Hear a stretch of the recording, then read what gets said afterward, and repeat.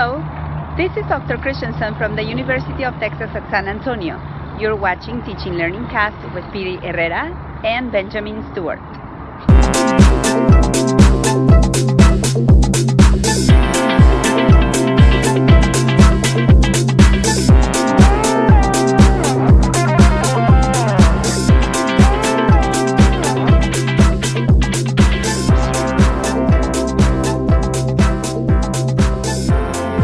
Hello and welcome everyone to Teacher Learning Cast. This is episode number 7. Today is April 7th, 2018. My name is Stewart. Good morning, everybody. Thank you, Van, for that introduction. Today, it's another Saturday in which we join to talk a little bit about education, teaching, and learning. How you doing, Van? Excellent, Piry. Getting ready for the fair. The fair is getting ready to kick up here. This is one of the biggest fairs in Mexico. So things are, we've got one more week of class before we close down for 2 weeks to celebrate the fair. People come from all over the world, and we're kind of getting geared up for that. But glad to be here today. This is our weekly broadcast where we talk about different educational topics, usually within the context of the English language classroom, since Piry and I are within that field where we teach pre-service and in-service English language trainers in a BA program, and have a great opportunity to really share some of our experiences and our ideas. And we really encourage all of our listening audience to participate, get involved in the discussion, and there are various ways you can do that. One is to access the Facebook page. We have a Facebook page that is public that's called Teacher Learning Cast, where you can post questions either during the live broadcast or throughout the week. We're constantly monitoring that site, and really want to reach out to everyone to really let us know what you think of what we're discussing, leave suggestions, leave comments. And also, if you want to be part of the show, we're always looking for teachers to be brought into the live hangout. Again, we meet every Saturday morning, and we're always looking for guests to be a part of the conversation. So you can find me at my website at benjaminlstewart.wordpress.com, and you can visit Piry's website at homers2000.wixsite.com/Piry. That's Piryha. Yes, I kind of found that an easier way to reach us is just to Google Teacher Learning Cast with your name, Benjamin Stewart, or my name, Piry Herrera, and it's kind of a better way to reach us in a simple mode, because you can find in the same search, you are going to find our website, you're going to find the Facebook page for us, and there you can follow the programs. Last time we met was 15 days ago, because later we took a long weekend here in Aguascalientes, and we discussed interesting things about deep learning and kind of a very interesting topic about how learning doesn't stop just at the content, right? And it goes quite beyond, and it's a life learning thing. And we also discussed about some very overface, like an overview as a general thing, an introduction, let's call it that, to planning based on objectives against the activities in the classroom. And today, Benjamin, what do you have for today?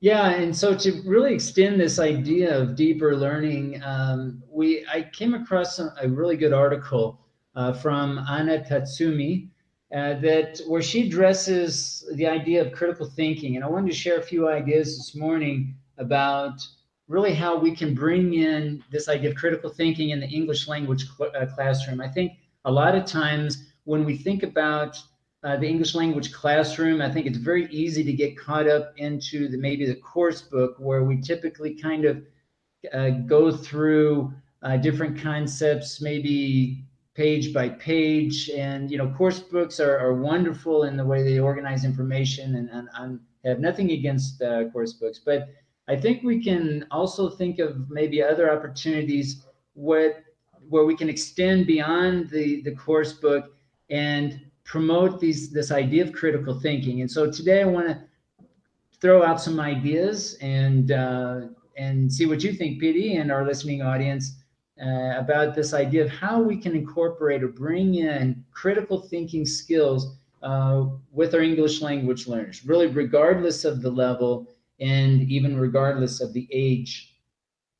So this particular article, Anna talks about this idea of critical thinking, and one of the reasons why she thinks that critical thinking is important is that she thinks that it really impacts interpersonal skills. She states that by thinking critically, we see things from different angles. Students become more open-minded and empathetic. They become better communicators. They're more inclined to collaborate with their peers and receive and discuss their ideas. Thinking more about students as individuals, it is possible to say that critical thinking helps them to develop their creative side. So this idea of creativity comes into play, where I think most of us kind of see, especially thinking in terms of Bloom's taxonomy, this ultimate goal, really, of our students to be creative, whatever that might look like. How can we promote this idea of creativity in the English language classroom? It also allows students to think more freely and just explore possibilities.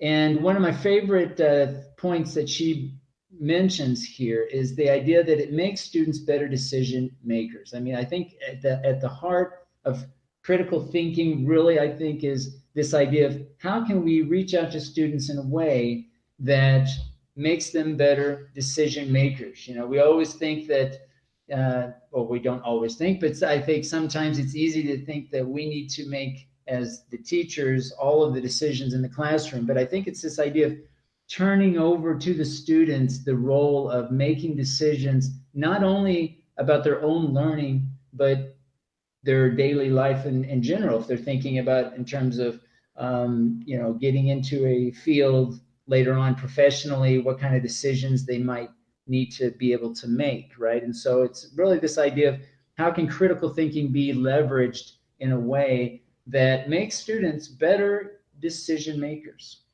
So she goes on and she lists out the 6 ways of applying critical thinking.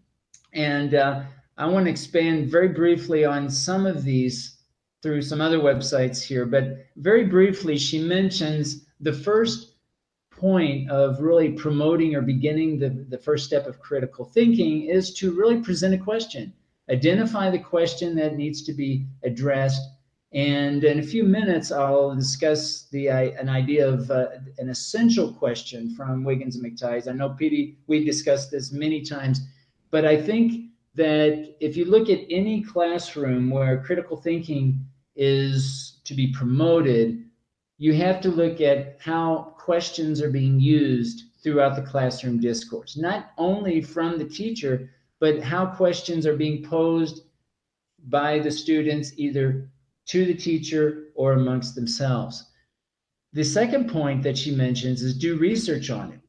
She states that it's important that students use reliable sources. So now this idea of, especially in the day of the internet, where some sources are more reliable than others, we have now the infamous term fake news that we hear about all the time. So now we have an idea, we have basically an opportunity for students to now start looking online and making decisions about, is this a reliable source? Is this a source that helps me maybe form an argument or to persuade someone to do something?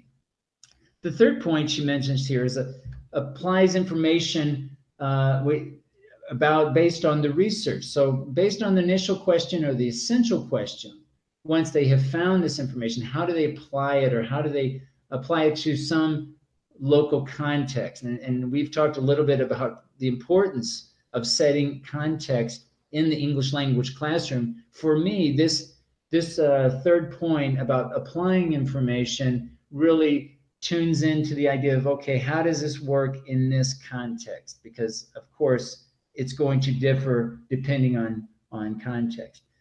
Number 4, analyze it. And I want to talk a little bit about that here, the difference between analyzing and synthesizing information.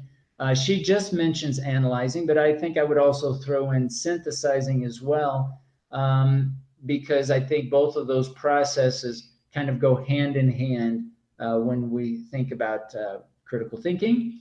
And finally, drawing conclusions. This might even be predicting what might happen in the future. So students, whatever decisions or conclusions they may make, they may have to think in terms of, okay, well, how might this be different in a different context, or what might happen next in the process? So this idea of kind of looking forward, I think, really applies to this 5th point.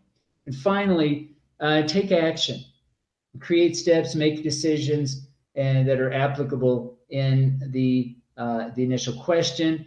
I think for our case in the English language classroom, we can start looking at different products that they produce, whether they're brochures, their presentations, but some sort of authentic performance task where they're actually required to create something that kind of ties in all of the rest of these 5 points that are mentioned here.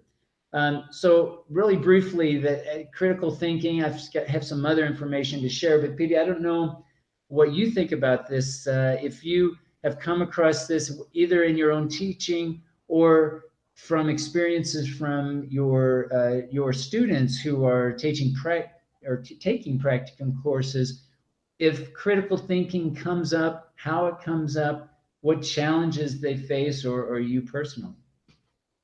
Well, it's really interesting because this is something I've come across frequently from different angles. Maybe they don't focus that much like with the term critical thinking, but when you look for information about reflecting, about teachers' development, when you look for information about, for example, the topic I'll address later on about talking time, and about different aspects in the classroom, one of the main things that pops up is the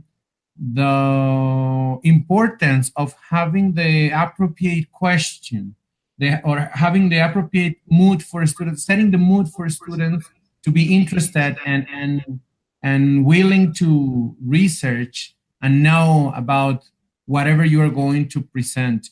The different aspects you mentioned, I kind of reminded also about some of the aspects I will mention about when you talked in the classroom, the students, when you talk to somebody in general, people the main thing is that they just need to know, what is it that you have to say? Why is it relevant to me? And how do I do it? And it's kind of a short synthesis of this whole analysis of critical thinking at the end. If we are talking about something that students or the audience is going to develop or learn, you can spread these 3 questions into the 6 stages that you have, and at the end, that's what it is.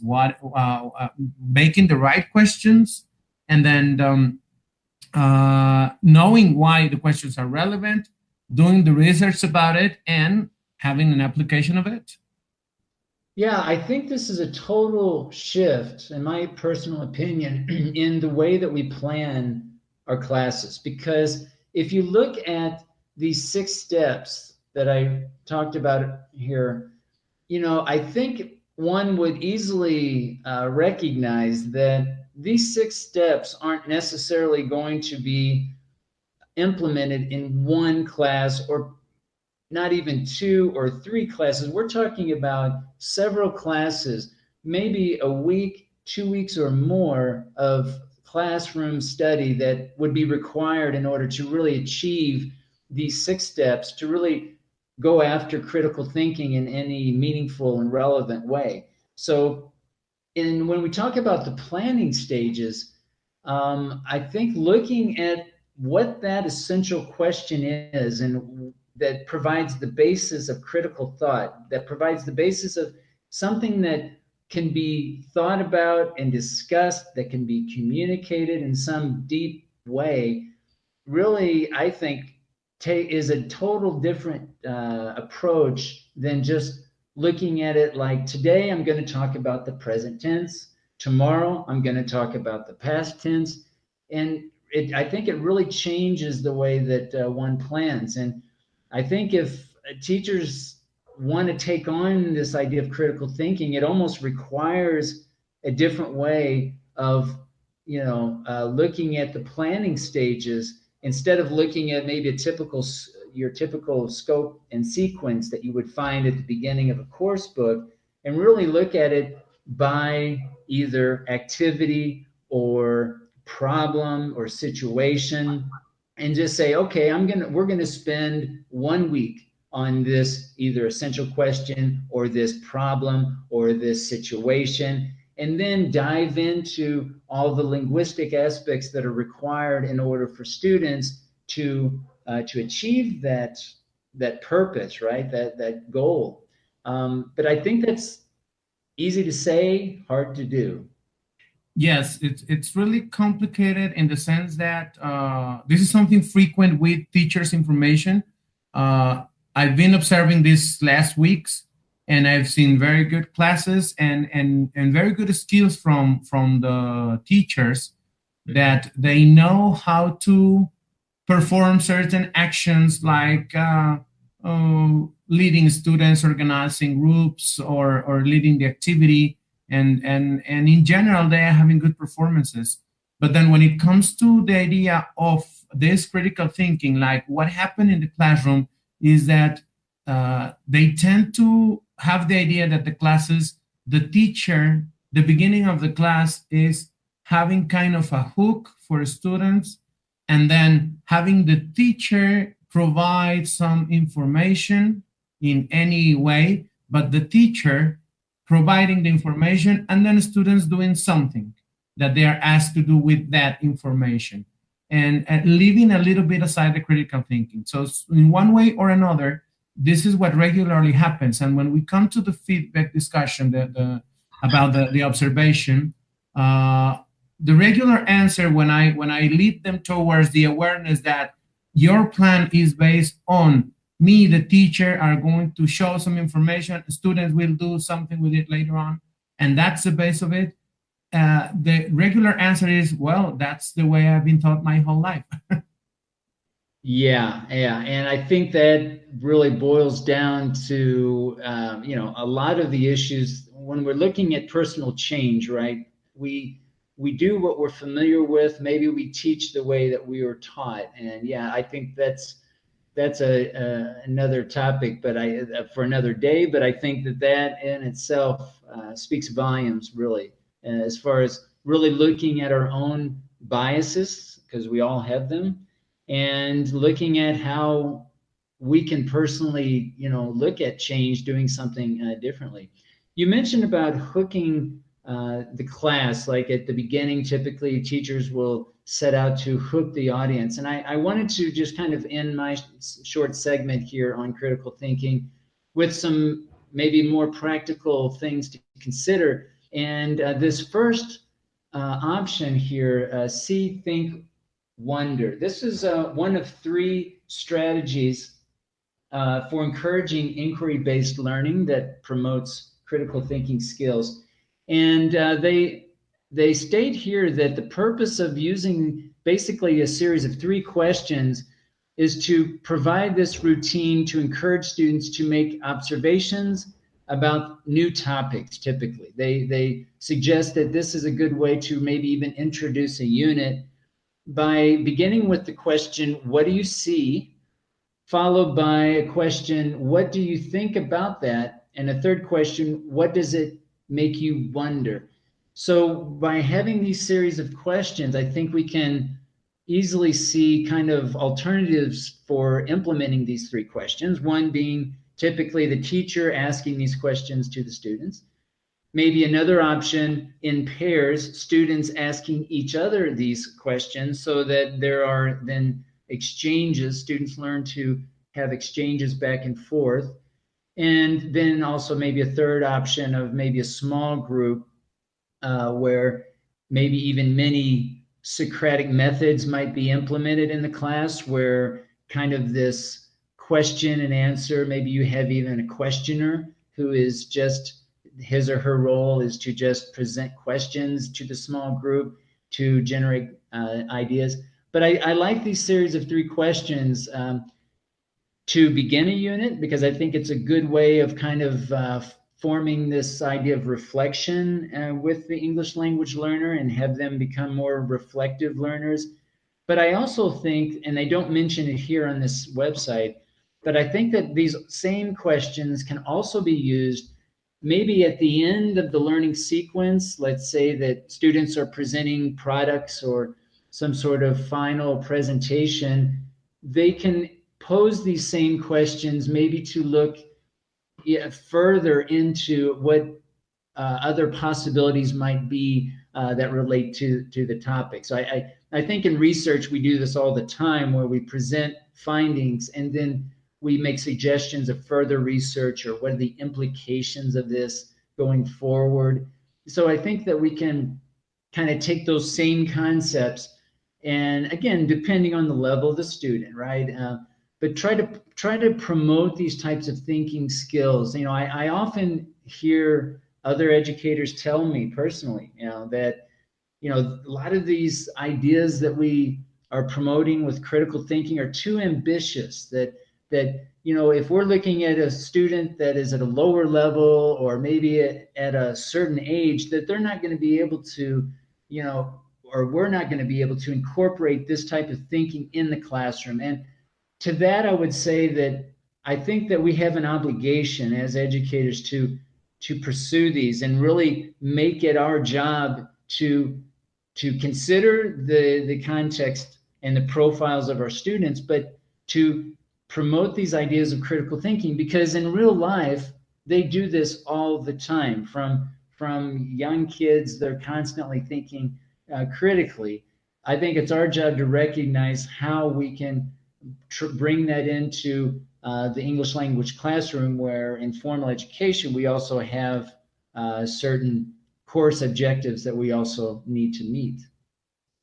Yes, and if you allow me to add, I would add to those 3 questions one more, which may be related to the what you think about it, but it would be like, what do you know about it? And meaning, what have you heard? What do you actually know about it? How do you associate this with something, with your prior knowledge? Thinking from the approach of activation, access, and analysis, like activating whatever they may know or associate with. And I think these questions are good leading questions to start making students really have inquiries about whatever the topic is. The other question would be, how do I make these questions so interesting for them so that they are totally engaged?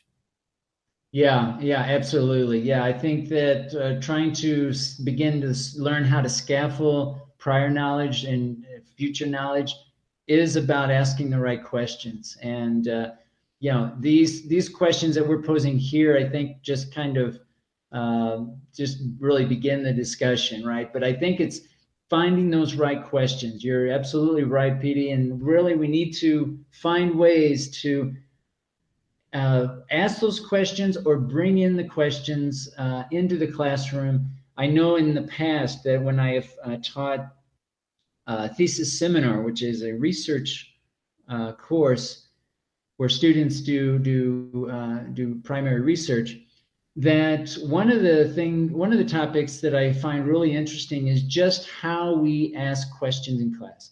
What by recording ourselves, for example, we can easily find out what type of questions we typically ask in class, the sequence of questions, which I have a great interest in, like how do we organize our questions in real time, you know, without really maybe even planning or thinking about it beforehand.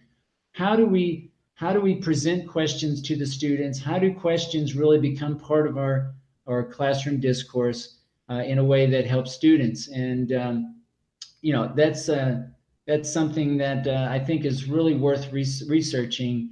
And because it's not something that I think most of us really think about. I know for myself, I don't really pay attention to the questions that I ask. And the only way that I'm going to know what kind of questions, just to record myself and go back and analyze, what I did. But that's basically, I want to kind of sum it up there.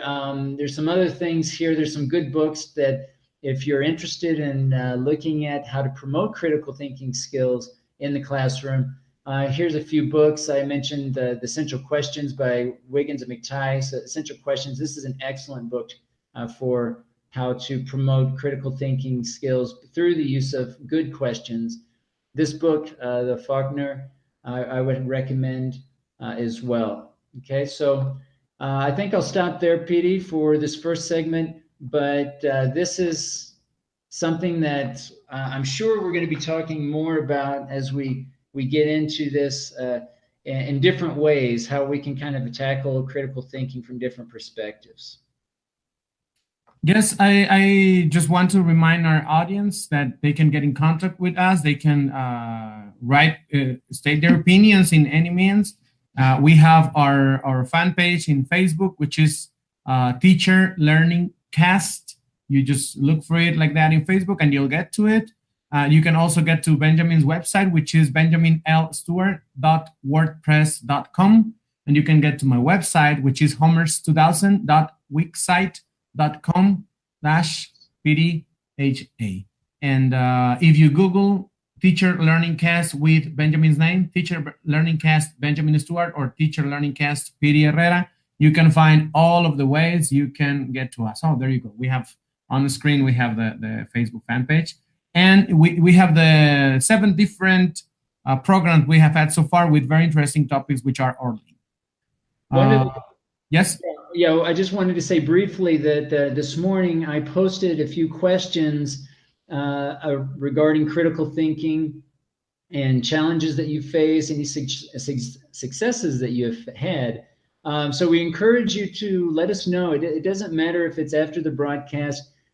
We can always bring in comments, and we really want to bring in your feedback in the show itself as much as possible. So again, feel free to let us know what your experiences are. That's what this is really all about. It's not about us stating how things should be and that the way we think or our opinions are any better than any others.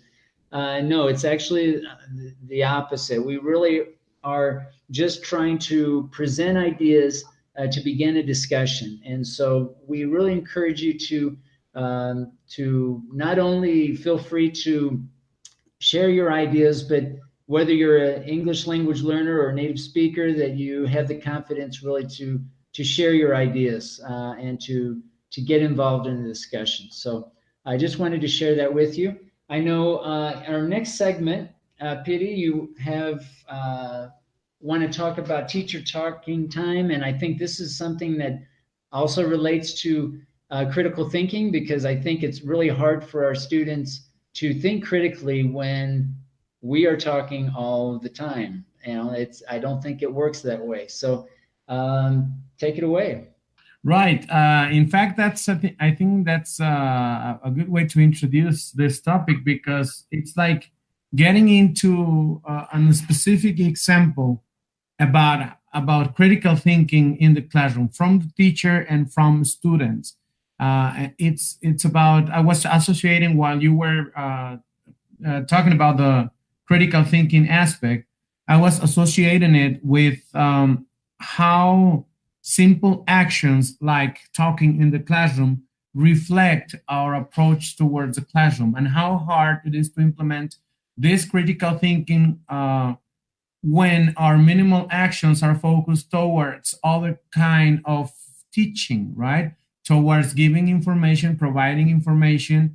And the question would be, well, what's the difference with having a book in front of you if the only difference would be audio versus written text, right? Maybe if that's the extreme case, right? But yeah, talking time, teachers' talking time is something I deal with frequently as a reflection of what students, maybe it's what they believe, what they've been taught before, or as somebody told me yesterday, that's the way they teach me in here, in this BA. And that's exactly something to really wonder about this critical thinking, right? And how is that way? Well, talking all the time, having lectures and having expositions from the teacher in which the teacher provides information to students. And well, the first thing is to make a bit of the difference between teacher's talk and teacher's talking time in the classroom, because there are a lot of information. I was looking for information about this just to see if I could find anything like more intriguing and kind of interesting articles for sharing with you. And mostly all of them talk about the same things, but yeah, there's quite a difference between teacher's talk, which is the kind of language the teacher uses, and the register, the characteristics, if the style of speaking from the teacher, which is mostly teacher's talk, right? And it's a whole different. It's related, but it's a whole different issue to address because it has to be related to. Ideally, it will be related to the objectives of the class. And if you want to look at the perspective from Bloom's taxonomy, the degree of learning that you want to impress, to transmit to students. On the other side, we have teachers' talking time, which is pretty much the amount of talking during the class. And here is where I want to stress a little bit, a couple of general ideas, because it's also a deep topic and it can be analyzed like step by step. And I go back to what I just mentioned a while ago during the critical thinking situation. The audience is pretty much interested in what is it that you have to say, why is it relevant to me, and how do I do it? And sometimes teachers tend to go through these aspects in a very rounded way, like going through different paths and taking learners through a lot of explanations and informations. I've come to see practitioners that they actually prepare 2 or 3 ways of explaining something. Now, that's a good thing, to be prepared for an alternative. But the idea for the preparation is that they are almost sure the first one is not going to work. So it's kind of interesting to see when you ask them, okay, so if you kind of sense that it would be difficult and you have an easier way to do it, why did you go through the first way you planned anyway, knowing that it may be a little bit more challenging? And that exactly is one of the small things that happens when teachers take over the time. Explanations, instructions, and all of this, the teaching itself, the message itself may be lost in the way, may be confusing students because of the level of English, yes, because of the topic, but sometimes mostly because of the talking itself. All right. Jeremy Harmer talks about maximizing students' talking time in the classroom with the idea of diminishing teachers-centered classes and raising student-centered approaches, right, in the classroom. There's another guy, right, that's they talk about, even they mention percentages, diminishing the percentage from teachers' talking time to 25% and having the students 75%, doing the 75% of the talk. But I came across a very interesting dissertation for a master's degree in China from Xian Yan. And one of the aspects, I think I read many things that I'm familiar with, and I came across these ideas from Harmer also in this dissertation. But there was one phrase, and I think that makes a very clear point. Yes, we agree with all the experts about the diminishing the talking time, raising students' talking time, having more practice, and we can go deeply into different arguments. But he mentions that the decreasing of the amount of teachers' talk should not be blindly done. I mean, it's not just about, I'm not going to talk, I'm going to raise students' talk. And this is what got to me. I think this phrase it's exactly what links this as an example of critical thinking. Why would you diminish your talking time? Because you are raising students' talking time. How? Through questionings, through making them interested on the topic, but how are you going to make them interested on the topic? Are you going to ask questions that they may not know? Now, if it is a new topic, for sure, there will be a lot of things that they will not know. So are the questions just an opening to your talking time again? I'm going to ask a question that they are not going to answer so I can explain. So that the smart thing in here is, what do I do instead of me talking? And one of the hardest thing is exactly that, to come with ideas for smartly talking when, precisely when presenting something, when you have some new information. And that's where the struggle comes with the students. And I've come with practitioners, and I've come to face some of them that are actually convinced that presentations should be something that the teacher has to master 100%, and it's the teacher's time to be there presenting. And there's no other source of information but whatever the teacher knows and tells the students. What do you think about that? You're mute. Oops, sorry.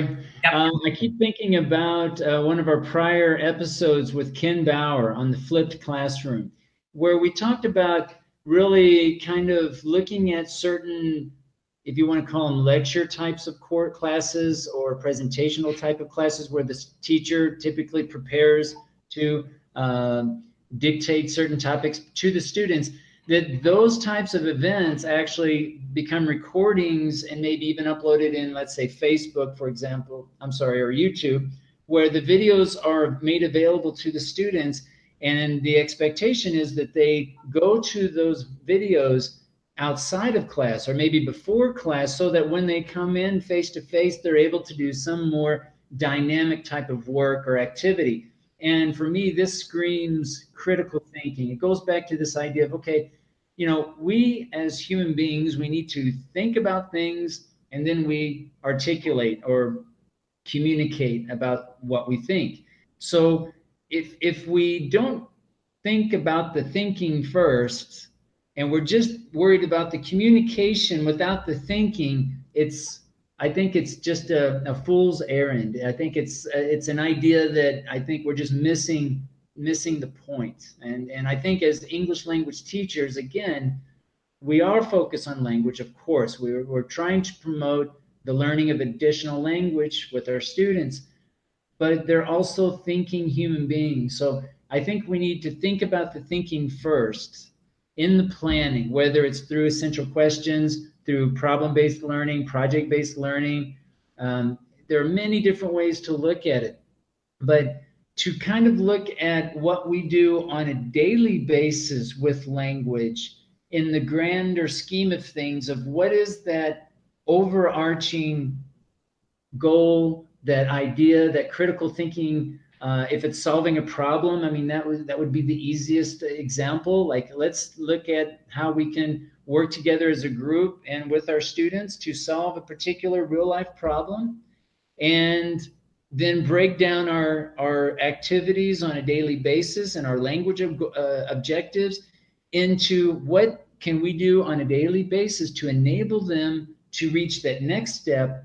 And we continue that process until they are able to complete that final performance task or solve that particular problem, or at least learn more about a particular problem. Okay, so maybe they don't solve the whole problem, but they can, learn certainly more about that problem.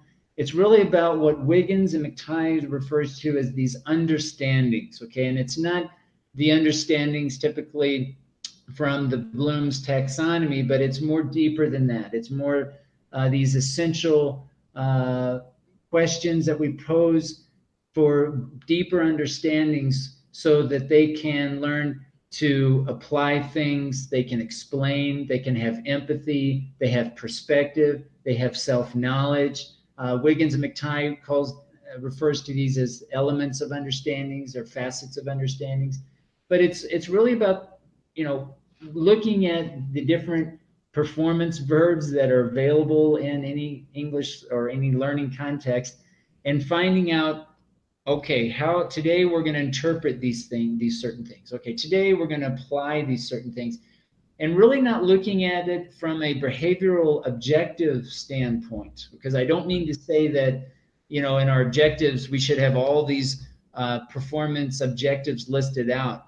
I think it's more complex than that. I think it's more emergent, but I think we need to recognize, okay, today we need to focus a little bit more on self-knowledge, on autonomous learning. Tomorrow we might focus on the application, right? And so that we kind of look at learning more from a historical kind of a series standpoint over time, looking at how we can look and exhaust the different ways of thinking over time. And again, I think it really boils down to how we plan and looking at, I've seen a lot of good course books, but I think there are things that we can go beyond the course book to really bring in some added benefit to the educative experience. Yes, I think it all goes along. That's why I was saying that this is kind of a very specific example of actions that look simple in the classroom but make a wide difference. The talking time in the classroom, my purpose of this segment, more than getting into the specifics and ideas on how to reduce them and all that, it's pretty much to post the question there. I mean, the situation, to help our viewers reflect on what's happening in your classroom. And this is the view that I see very frequently in language classrooms here in Aguascalientes, at least, which is a high rate of teachers talking time, which doesn't mean like 90% of the class or percentages or whatever you want to mention. It means more time of teacher speaking than students analyzing or really working or applying or asking questions or participating in the classroom. So whatever it is more talking than these actions. And on the other side, the counterpart is that the teacher speaks while students need to be paying attention and grasping whatever they can from the talk. And this is pretty much the general view. Just two actions in most of the part of the classroom. One person with the responsibility of putting out through words everything that the teacher prepare or thinks is the essential part from the teacher's perspective, from his own perspective. And then on the other side, somebody trying to focus attention and get as much information as they can. Pretty much that's the picture. Now, the questions would be, is this really working? Is this effective? How is this, what kind of learning is this approach promoting in students? I mean, there are different questions that rise when you see it from this point of view. Now, having this picture, teacher talking and everybody else just listening and grasping information, trying to focus attention, and the younger they are, the harder it is. Now, what is the alternative? What can I do? And that's something you have to reflect. What do I know as an alternative? Now, if we don't know what's the alternative to that, let's look for one. Let's research into that. Let's talk to somebody. How do you do this? How do you do that? And I'm going to jump straight and to keep on with the line and the topic. I'm going to jump into the experience of the week, which is totally related as one of the examples about what can be done as an alternative. The experience of the week that I brought today, it's pretty much what has been happening in my classes with the practitioners in teaching workshop, which is teaching amongst themselves, simulated classes, but also is happening in teaching assistantship, which is having short interventions in real classrooms. And what is happening there is that students are noticing the importance of material. Material as the alternative for this approach of the teacher speaking and the students just paying attention. And we have come to a point in which we could analyze that if you're planning and during your planning, you prepare your material in such a way that the material is the class itself, that everything is there one way or another, through examples, through short notes, through images, through challenges for students. You can lead the classroom with less talking and more participation from students in different ways. And I go back to the questions for critical thinking you had, which I immediately related to questions for maintaining attention in the classroom. What can you ask students if you're only speaking? But if you have some material around which they can touch, see, or that create in some way, there are a lot of possibilities. You can ask them about what they see in there, what they know about what they see, how they relate what they see to the topic, and tons and tons of information can gather, which make learning a little bit more meaningful, which helps the question that I made about why is this relevant to me? If you make that connection, material is helping the class not only in the topic, but in the context itself, in the relevance for students, in raising interest and diminishing the talking time. And I don't know if I'm making the point that as to this point, when you see it from this perspective, teacher's talking time is just a symptom on something deeper going on inside the teacher. And making this change of not talking that much and trying to make a class in which there's a balance between my talking and students talking, but not only that, between students talking and students doing, and we analyzing and students asking questions, and all of this balance changes the perspective of teaching. And yes, as the experience of the week leading into that, this the preparation of material with the intention of the material is the class itself, and I'm just going to be there to lead or help whenever needed, to maybe start up and tell you where's the beginning and where's the end of whatever I prepare for you today. But then you explore examples, notes, drawings, images, the board, or whatever you brought today. I think your point about purpose is spot on, and really, you know, of course, as a teacher, we need to have a purpose and recognize it. But more importantly, the students need to recognize it, whether it's been explicitly communicated by the teacher to the students, or whether it's so obvious what the purpose is, right? There's buy-in, right? That they see, they're motivated by the purpose of doing what it is. They recognize how it's relevant and so on. I think that point is so important.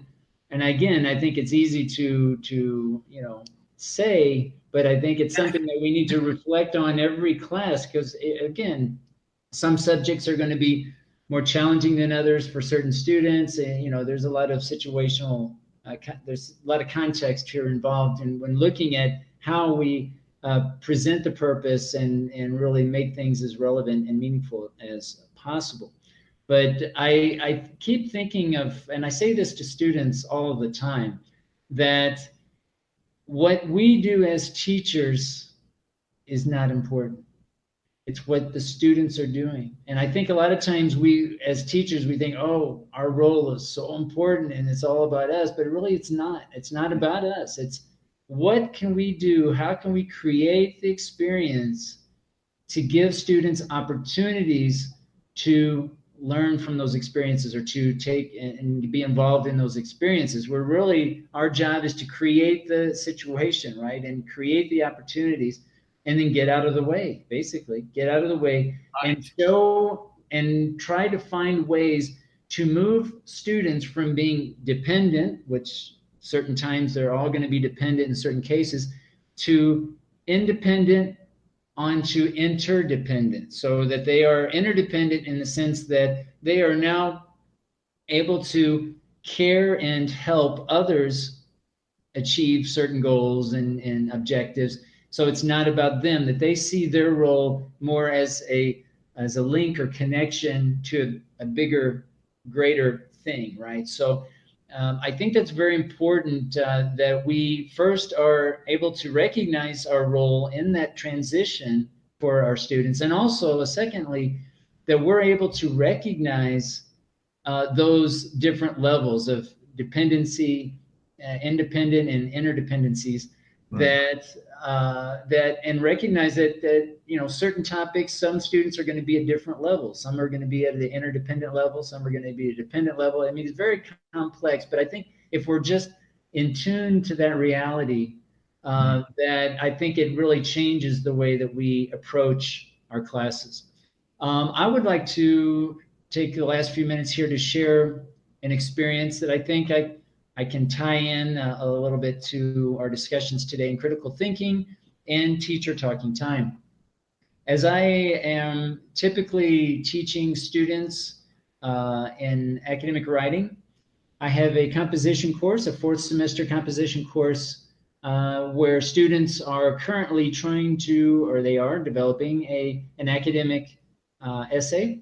It's an argumentative essay. And with all of my students, I do this also with my 1st semester, 2nd semester propedeutic students as well, who are also taking a writing class.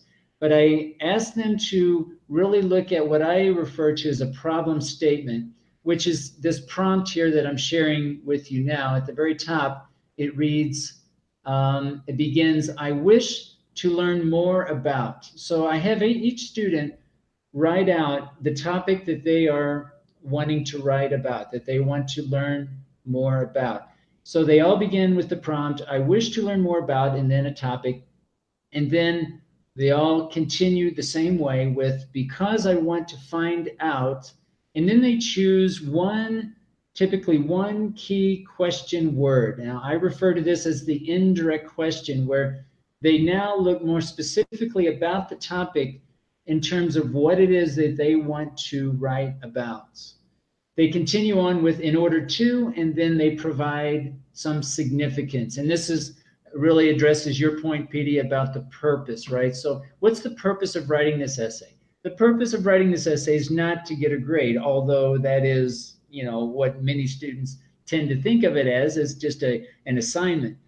But more importantly, the idea here, especially with academic writing, is to recognize that there should be a significance, right? And who the audience is, to whom are you writing this essay, who's going to be the reader, and their background, what's the relationship between them as the writer and the audience, the reader. And through that conversation or thought process, the idea is that they can come up with a significance. I'll share with you an example of this problem statement that was modified from an example of a student this semester. It begins, "I wish to learn more about authentic materials." So the topic, generally speaking, is authentic materials.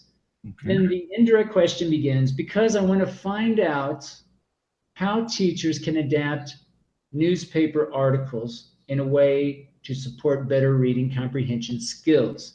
So the idea is to take the topic that's general, authentic materials, then form an indirect question to find out how teachers can adapt newspaper articles. Newspaper articles being now one particular example of authentic materials, because the topic, of course, of authentic materials is very broad, and etc. So the idea is to break it down to a very specific, doable, writable, topic that they can develop, in this case, a 5-paragraph essay, and also link it, in this case, to a linguistic aspect of reading comprehension. And then the significance, being able to address this problem of students who don't like to read. That's a real life problem that I think most of us face. Students typically do not like to read. So we want to try to address this problem in through the use of authentic materials. Now, the way that I propose this one sentence, we spent several days, and which is very typical. This is not a one sentence, sit down, in 15 minutes, crank out this sentence. The creation of this sentence requires many, I'll say several hours of reading articles. So students need to go and read typically primary research articles to really go in and find the information. Most of this is done outside of class. It involves facilitating and helping students find articles that relate to these topics, finding arguments. I haven't mentioned this, but since this is an argumentative essay, they have to also form an initial argument, counter argument, and a rebuttal. So it's talking about what a claim is and how to bring in those three arguments within the context of this problem. So this problem statement. So here is where, in my case with these particular students is I present the prompt and I guide them to find articles. We're lucky enough at the university to have great databases to find articles. So students really have a vast amount of resources that they can find these articles. But it's my role is to really help facilitate them to find the articles. If they have questions, to use maybe certain search terms if they're not able to find certain articles, but really to kind of teach on demand, right? It's kind of like, some students will ask more questions than others, some will need more assistance than others, and it's really just trying to create that atmosphere and situation where they can share this information and I can get out of the way and then teach as needed. That is kind of jump in and help them as possible. Now, I will say that sometimes there are cases where we have to kind of anticipate certain problems or situations where maybe students feel like, oh, okay, I have all this freedom that I can do whatever, and there is a certain degree of intervention that needs to happen so that students are on task, right? So students aren't either wasting time or maybe going a direction that isn't intended based on the objectives of the assignment or of the performance task. And but I think it's something that we need to kind of think about, reflect on, and learn. And as I'm constantly learning, trying to say, okay, how much is too much? How much is not enough? When do I intervene? And so on. And this one example, this experience that I'm sharing with you today, looks totally different by class, right? Even if it's the same course, it looks very different. Reaching this one sentence result will be very different based on the learner. There's so many variables, right, that really go behind this one simple task of creating one sentence that includes these three aspects. But I think that the idea here is to, in my case, present the purpose. Why do they have to do this? Well, this actually becomes the whole basis of their whole essay, right? I mean, this is, if they can't get the problem statement close, everything else becomes even more of a challenge for them. And so my job, I feel, as the educator or the facilitator, is to try to show them the purpose of doing this and the reasoning, and that by writing later on their essay, they can see how doing this problem statement at the beginning is so important.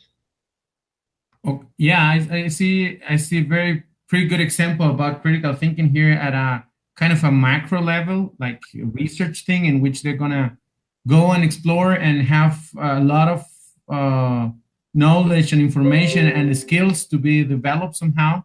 And I take it, I was trying to make a connection between that and simple things in the classroom, in the language classroom, in the foreign language classroom, like, but it would work the same. Having students to focus the class for students on the function of the language feature we are going to use, and looking for the right way for them to get interested on, I would like to know how to achieve this in communication, like this kind of function. I would like to know how to be able to conclude in a proper way an email, let's say. something that would be a micro level in that sense. But it's pretty much it's a good approach what you showed us, because you can kind of readapt it and make the students. Now, the interesting question in here, which is going to give us for more and more and more, but I think we are just on the top of time. It's how do I present this? Which is the format that I present this motivational, purposeful questions or statements to be created, but which is the way that I present it that the students get so into it? Is it, am I only going to ask them to write the sentence or write the question or ask them a question directly? Am I going to bring a proper material or something that it's going to motivate them? And I think that's another kind of topic in the delivery way for this beginning, for this fundamental aspect of, I think, any class, which is raising the right question again. Going back to previous topics, right? Yes. Yeah, very interesting in that sense. I think we are on top of time. Yeah, I just want to make a final comment, kind of as a closing statement, to really encourage teachers, because we've talked a lot today about kind of this idea of inquiry-based learning, or kind of a research-based learning type of approach to critical thinking. And I really encourage all teachers to consider inquiry-based at all levels, because I think even just having, you know, students interview other people, even come up with, just the act of coming up with maybe a simple questionnaire. It can be just a very, very simple you know, instrument that they use then later to interview someone else. Just the combination of creating these instruments and getting students to ask and find information and report it. Really, it's all about finding information, kind of analyzing what it means, and then reporting it. But it can be done at a very simple level. It doesn't have to be a research-based approach necessarily. It can be even with kids interviewing, you know, favorite colors with someone, or, you know, different aspects of language that are very, very simple, but it's all within this context of inquiry-based or kind of a research-based approach to education, right? And there's been a lot of research done on this in all levels, not just English language learning, but in all subjects, of this idea of bringing in inquiry-based learning. So just want to throw that out there. Again, we do want to hear from you. If what we're saying is crazy and off base, let us know. We're all, it's all good for us. All feedback is good, and we don't take anything personally. We take everything seriously, though. So let us know. Let us know what you think. Let us know what challenges you face with trying to bring in and incorporate critical thinking into your English language learning classroom. Also about teaching talking time, how you manage it, how you feel about it, and what your perspectives are. You can leave your comments in our Facebook page under Teacher Learning Cast. You can leave comments there. And you can also reach out to us directly if you wish. But we do really appreciate your listening and watching our broadcast, and give us suggestions if there are some topics that you would like us to address in the future. We're all ears, and we certainly encourage those comments as well. Yes, thank you very much, guys. We are live every Saturday morning at 8:15 in YouTube, in our personal website, so you can reach us there. But we also have the video on demand afterwards. There may be some days there's a gap between the original live transmission and the edited version, which is pretty much just the intro and the outro. But whether you're watching the live transmission or the further on-demand video, leave your comments, questions, and whatever it is, and we like to be in contact with you, and we want to start spreading the word about Teacher Learning Cast. Please like the page, like the YouTube page, share it, and we'll meet you next week, Benjamin. Absolutely. Thanks, Piry, and thanks, everyone. And we'll see everyone in the next broadcast. Thanks for watching, and we'll see you soon. Keep on learning.